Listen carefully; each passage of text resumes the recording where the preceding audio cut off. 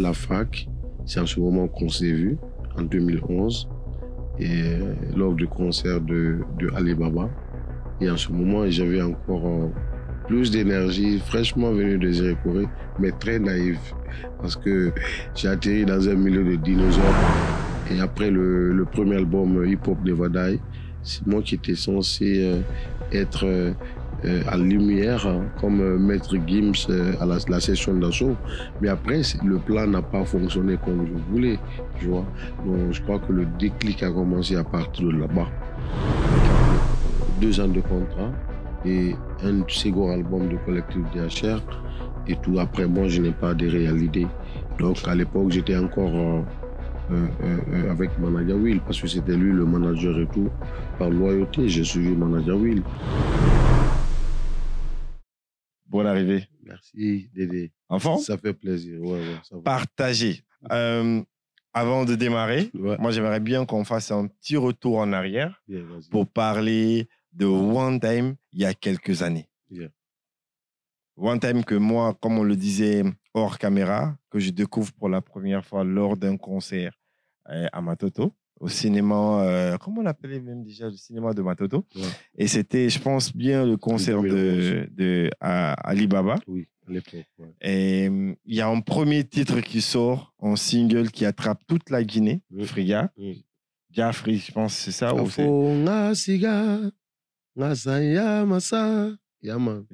Gros son déjà qui a tourné et tout le monde confond déjà ta voix avec ta Kanazayon à l'époque.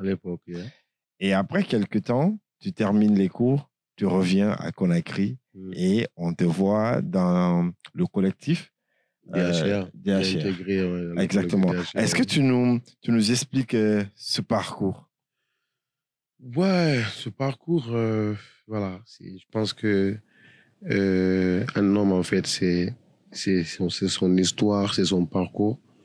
Et moi, j'étais déjà à l'université.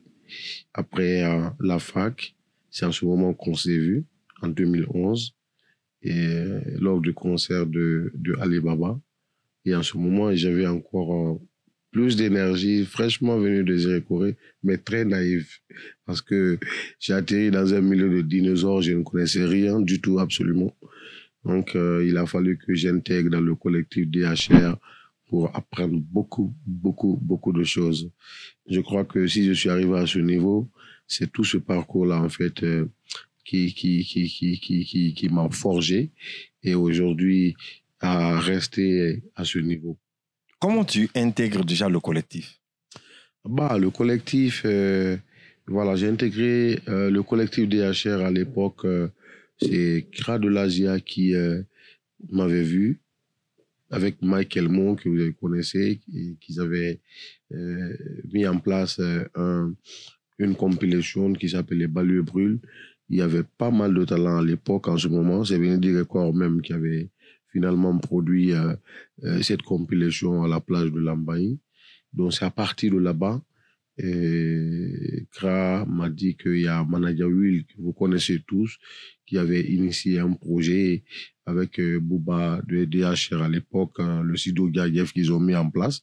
Donc, ils voulaient en fait des artistes, voilà, pour former un collectif, le collectif DHR.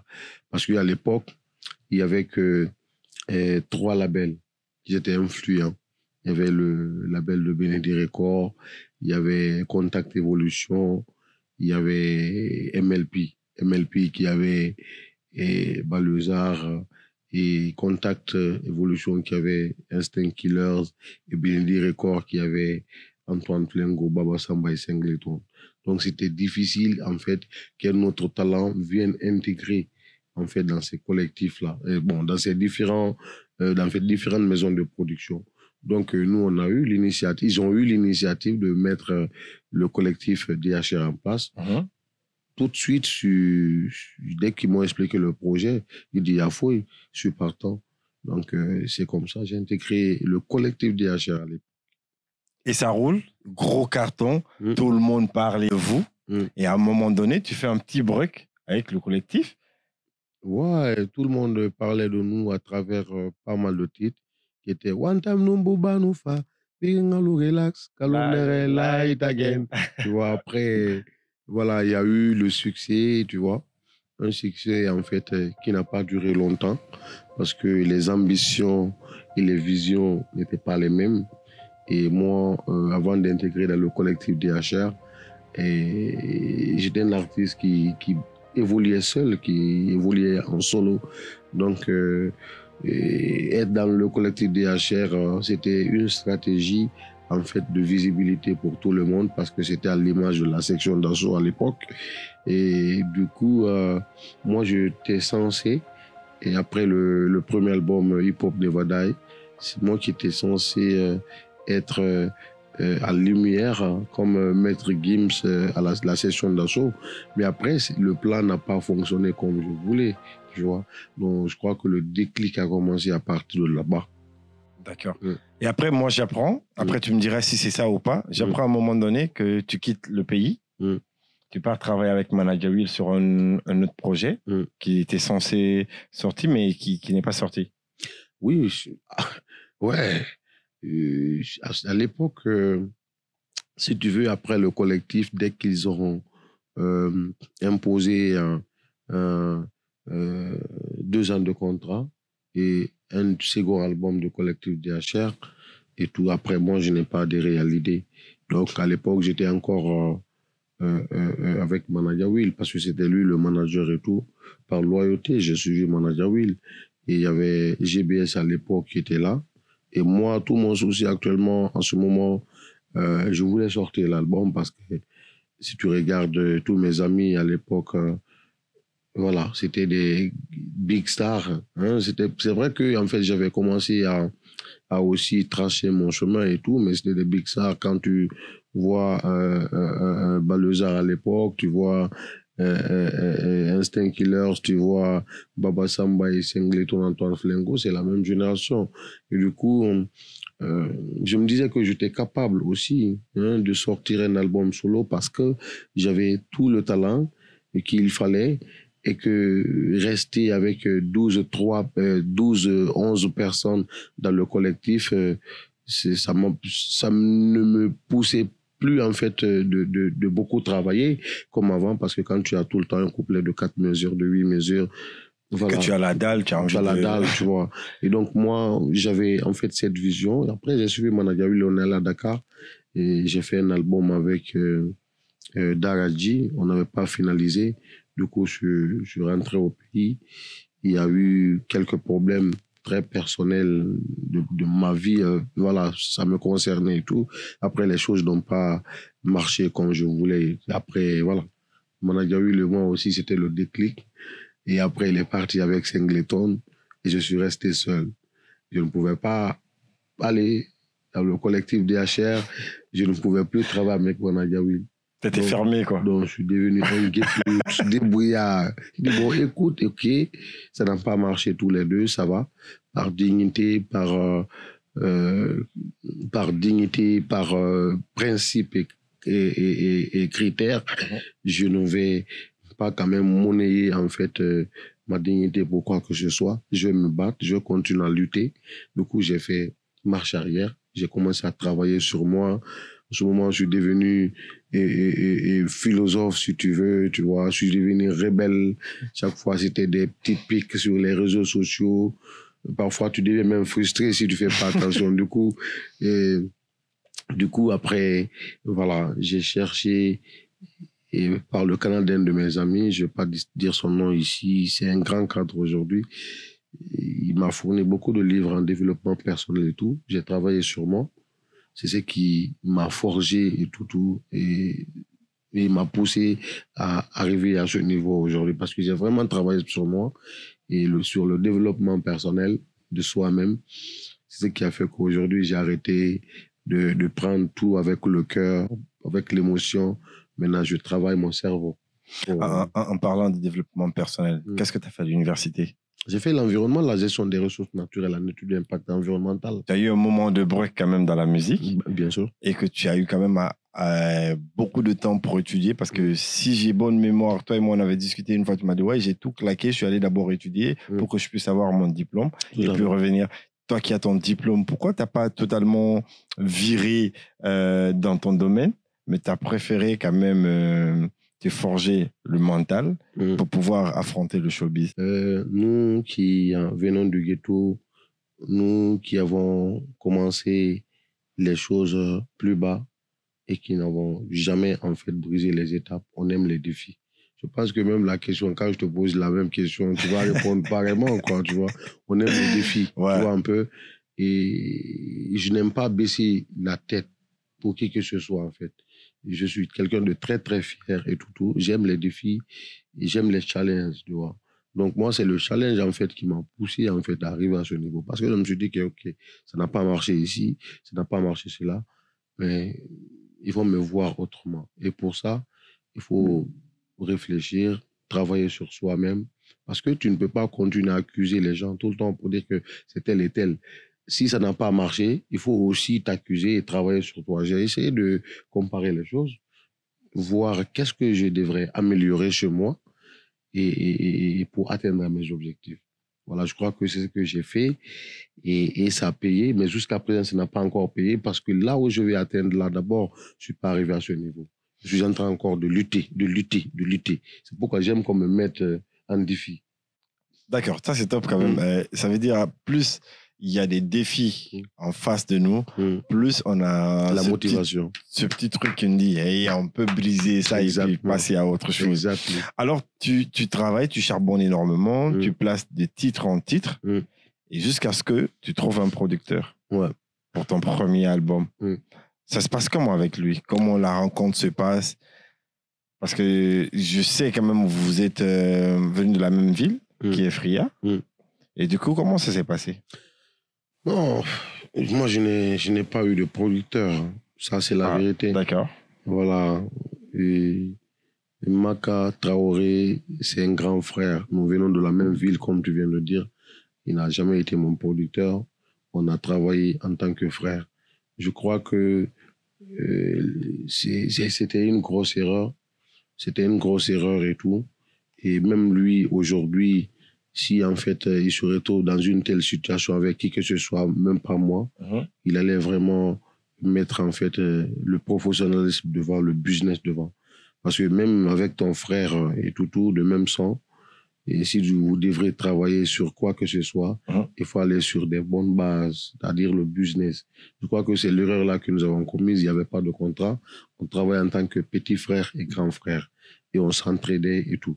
Voilà, aujourd'hui, c'est vrai qu'aujourd'hui, on n'est plus ensemble, mais il est toujours mon grand frère. Et tout ce que j'entreprends et tout ce que je mets en place, je viens le voir et donne son petit point de vue par rapport à ce que je dois faire.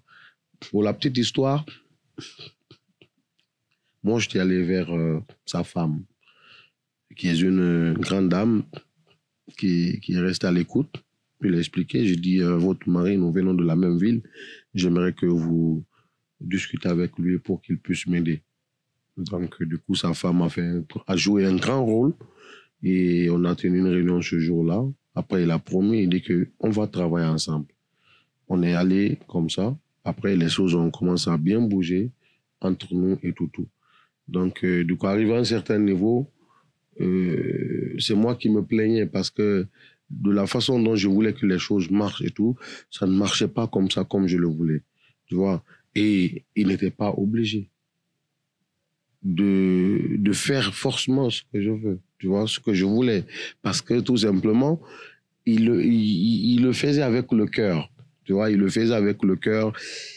Il m'aidait comme il pouvait et tout. Il a aussi sa famille. Il a beaucoup de choses à gérer. Donc, après, moi, je suis venu, je l'ai dit, grand frère, bon, écoutez, je vois que depuis après la sortie de l'album, les choses n'ont pas vraiment bougé comme je voulais. Et vous resterez toujours mon grand frère. Ça ne va pas changer. Mais j'aimerais que ce que j'ai appris avec vous, avec l'expérience que j'ai eue, j'aimerais que moi-même, je puisse en fait m'aider de mon côté. Parce que vous ne pouvez pas, il y a ça, il y a ça, il y a ça, il y a ça, il y a ça. Et ce que Maka pouvait, il a fait de son mieux. C'est juste là-bas, il pouvait m'emmener. Donc aujourd'hui, je prends le relais, je m'entoure avec des bons gars et on fonce. Tu vois, c'est sur cette lancée que je suis aujourd'hui. D'accord. Premier concert sur l'esplanade du stade Général Lassana Conté. Yeah. Comment tu te sens au moment où le premier pied il est monté sur scène? Comment tu t'es senti? C'est vrai, certes, je suis un habitué de la scène et tout, mais c'est aussi différent que si c'est ton propre concert à toi. J'étais fier.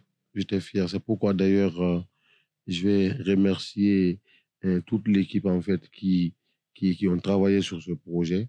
Les frères, amis, artistes en fait qui ont soutenu le projet. Vous également, journalistes et acteurs culturels. Et la population de Freya, parce qu'il y a beaucoup qui se sont déplacés pour venir soutenir. Mes remerciements vont vers ces personnes-là. Parce que sans ces personnes-là, certes, j'allais remplir le stade et tout, mais ça ne pouvait pas avoir le même engouement. Donc, du coup, c'était juste une fierté. Tu sais que dans ta tête, ta maman est là, toute ta famille est là, ils sont venus te regarder et tout. La seule chose qui viendrait dans la tête, c'est de venir foutre le bordel et tout gâter, quoi. C'était ça. Pas de stress et tout, parce que je suis un habitué de la scène et tout, mais c'était juste une fierté. C'était juste une fierté. En parlant je sais que ta maman, c'est un trésor à tes yeux. Elle te voit sur scène. Je sais que d'habitude, elle te voit à la télé.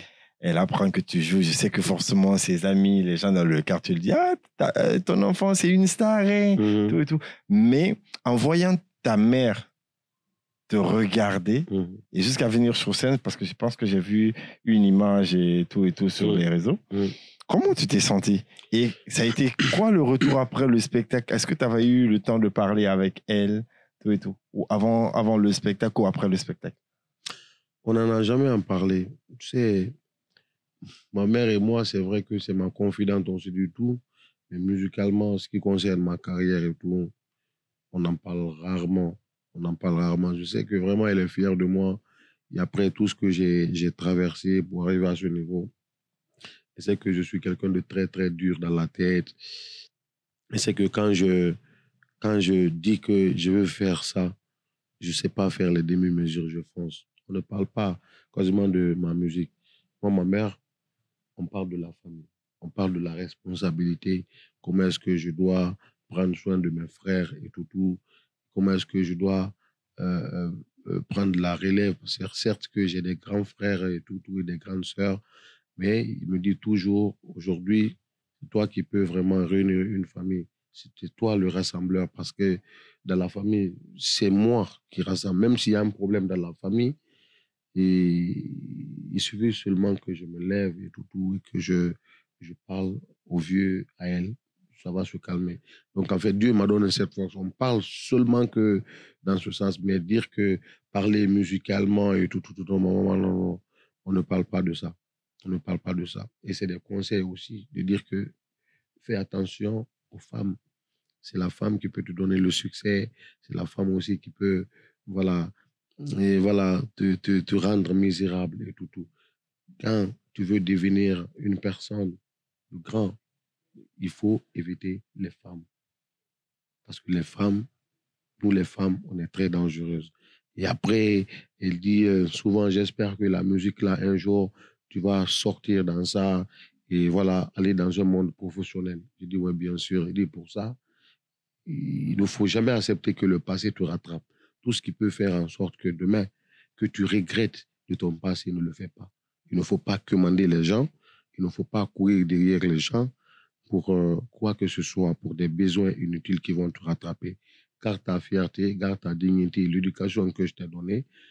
tu ne vas pas regretter, tu as ma bénédiction. Seulement, ça met musique pour dire que j'ai écouté ta musique là. Écoutez, non, le vieux, quand même, oui, il peut me dire, bon, petit, il y a la son néné, qui habite dans le petit. C'est horrible. C'est les vieux, les sous-sous, tu vois. Ouais. Les parents sous-sous, oui, voilà, ils ont pas. La vibe. Voilà, c'est des tais-toi, les sous-sous. Ma maman, elle est peule, tu vois. Mais on ne parle pas de ça. Mon papa, si un son sort et tout, il dit, mais dis, peux-moi, si vous après, quand j'ai fait sortir Femme spéciale et tout, il dit, alors c'est qui ta mumba. Tu vois, et lui, il aime des chansons, en fait, qui éveillent les consciences. C'est pourquoi aujourd'hui, j'ai ma ligne. Tu vois, parce que quel qu'en soit aujourd'hui, tu peux rendre, en fait, fier tes fanatiques et tout. Mais si, en fait, nous, on n'a pas, tu connais l'époque, on a commencé, tu étais là. On n'a pas fait, en fait, la musique juste pour le business. C'est tout récemment là que nous, on a connu ce business. C'est clair, on a commencé par la passion. La passion, que la passion. Que la passion. Tu vois, mais jusqu'à présent, là, c'est cette passion, parfois, ça nous rattrape. Tu comprends un peu. Donc, du coup, quand je fais des compositions, je fais en sorte que, voilà, que mon papa puisse m'appeler pour me dire que c'est ça. Tu comprends un peu? Et quand j'ai fait célibataire tout de suite, il dit que si il faut y mettre quand tu es marié, tu vois. Tu vois? Voilà. Souvent, c'est pourquoi je suis dans des thématiques et tout. Mais des sons où il y a des sons. Le papa, non, il n'aime pas ça. Il aime les sons qui éveillent les consciences. Mais ça tombe bien qu'on parte sur cette ligne. Ces derniers temps, tu as sorti quand même 2 titres qui touchent véritablement nos réalités. Arbitre, c'est ça, hein? Arbitre Nakore. Comment le titre est né? Salim Bembe ati barating Salim Mourafe Mali Matampi Igeto Eton Girima Eton Kanama Inamato Semena Alanang Alvitre Nakore Anawambiring Igbe Kering. Voilà, c'est un tube, c'est un son que j'ai fait ici. Ça, c'était la première chanson. Mais avant ça, il y avait Femme spéciale qui était sortie. Là où les gens pensaient que, en fait, je sors avec une grande dame. Mais non, tu nous as vendu une image. Ouais. Tu nous as vendu une image dans la communication. Et j'ai trouvé que ça, c'était top. Parce qu'après, tout le monde a pensé que, ouais, tu caches une Sugar Mami à côté. Il n'y en a même pas. C'était juste des délires et tout, une façon de, tu vois, un peu de remuer des gens. C'est des buzz positifs, tu vois. Tu sais, on n'est jamais mêlé à des bad buzz, tu vois, mais c'est des buzz positifs. Si les gens peuvent positivement parler de toi, je pense qu'il faut le faire, quoi. Il faut oser le faire, tu vois. J'ai fait ça pour ça. C'est la secrétaire, comme on appelle, à mon ami. Donc, rien de spécial, une amie, juste un peu pour donner de la force aux femmes. Hein? Il y a des femmes mariées aujourd'hui, voilà, ils ont 2 enfants, 3 enfants. Aujourd'hui, le mari, maintenant, il s'en fout. Hein? Il a des maîtresses derrière, une façon de valoriser ces femmes. Vous voyez des femmes, en fait, divorcées aujourd'hui, qui sont un peu plus âgées, tu vois, les mettre en valeur, c'était ça l'idée. Femmes spéciales, Soukanara, Kominara. Et puis, c'est des femmes qui rêvent, qui ont des visions. C'est pas comme les petites filles qui t'appellent. Moto Fari, transport. Arrivé payé. Voilà. Donc, une façon de les mettre en valeur. Je crois que, voilà, ça a touché beaucoup de personnes parce que mon grand, la dernière fois, m'a appelé. Il dit que, Nathalie, ça fait, mais c'est femme spéciale. Bon, sa femme a fait 4 enfants et tout. Donc, elle s'est bien habillée. Tu vois, non, bien choco comme jeune fille, tu vois, elle a 15 enfants, mais elle s'est bien habillée, bien maquillée. Elle a commencé à chanter. Sukanara et Kuminara, c'est femme, tu vois, un peu. Donc, une façon de séduire son mari pour dire que c'est vrai que j'ai 4 femmes, mais jusqu'à présent, aussi au top. C'était ça l'idée, tu vois. Yeah. Et après ça, on est venu avec Albit Nakore. Gros son. Ouais. Après Albit Nakore, on est venu avec le son Aïdoï, tu vois, là où j'ai interpellé le gouvernement, le président de faire beaucoup attention parce que les aînés étaient là. Ça, c'est top, le fait que tu viennes là-dessus. Tu comprends? On va ouvrir des parenthèses autour. Voilà, donc du coup, après ça, il y a Célibataire aussi qui est le dernier. Qui est le dernier là. Mais avant d'aller sur ces débats, tu vois, tu interpelles quand même, parce qu'en ce moment, comme nous le savons super bien, qu'on le dise ou pas, chacun de nous fait de la politique, mais autrement. La politique est dans notre vie, tu comprends? On ne fait pas forcément peut-être de la politique des politiciens, mais nous faisons tous de la politique, tu vois. Tout à fait. En gros, toi, quand tu t'assois aujourd'hui, tu regardes la Guinée, tu sors en son comme ça, ça a été quoi comme retour que tu as reçu? Parce que généralement, tu vois, quand tu sors un son comme ça, tu as 2 ou 3 personnes qui t'appellent. Parce que tu as quand même peint une réalité, tu as quand même dit une vérité qui est tabou.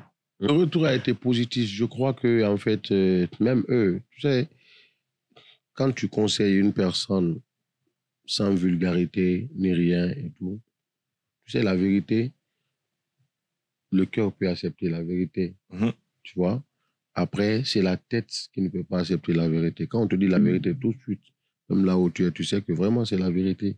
Après, maintenant, tu refuses en fait de reconnaître cette vérité.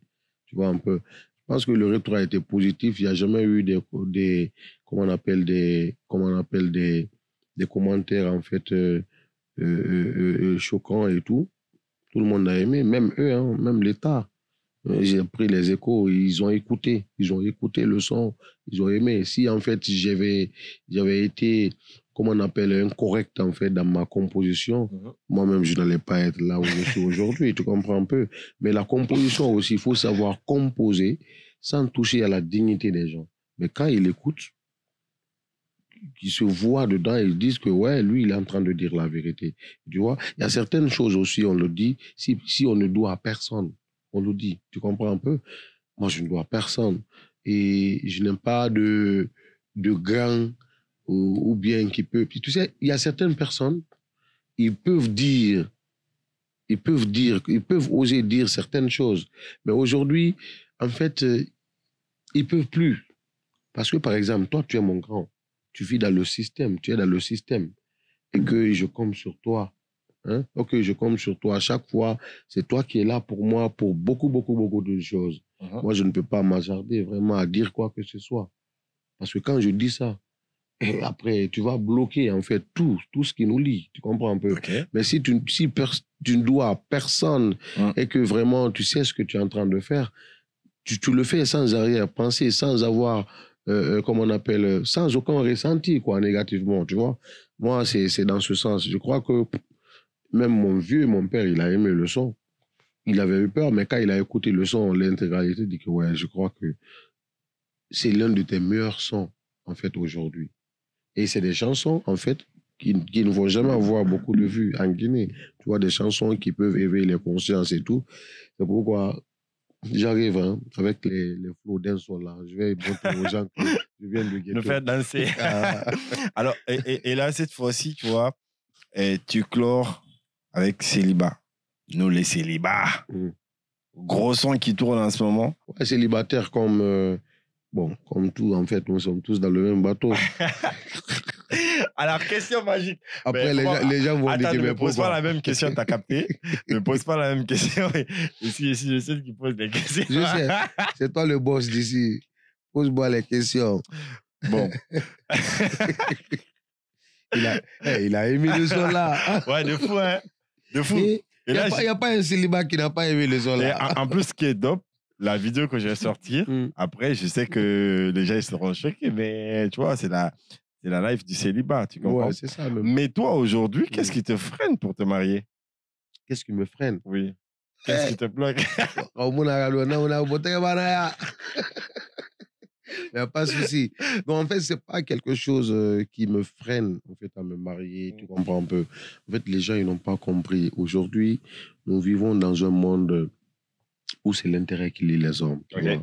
Avant, on pouvait se marier par amour. On pouvait se marier par attirance et tout. Et cela fait qu'aujourd'hui, il y a beaucoup de divorces dans la société. Beaucoup, beaucoup de divorces.